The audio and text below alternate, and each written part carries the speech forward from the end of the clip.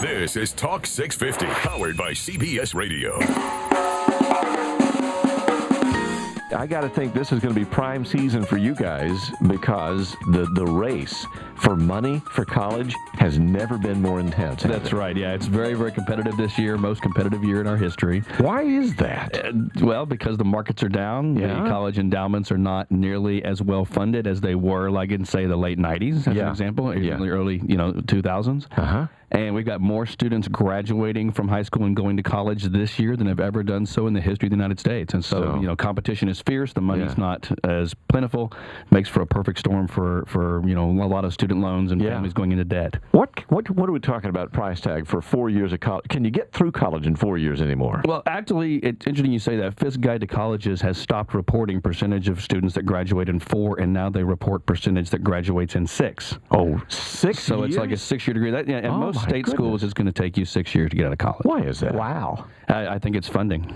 Really? I don't have any hard data to back that up, but just experience is telling me that a lot of it is, that you get to your junior year and all of a sudden you can't afford the loans anymore, and so you have to take a job and go part-time.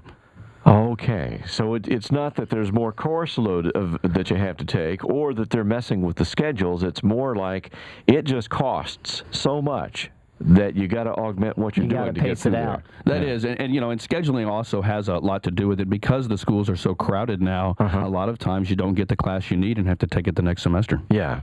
So price tag then, we got off on this tangent about how long it takes. How much would it cost to get through 4 or 6 years of college? Well, and it's like asking how long is a piece of string, right? Really, it kind of depends on the school. Yeah. For a state school in Texas, you're going to spend somewhere between $18,000 to $25,000 per year.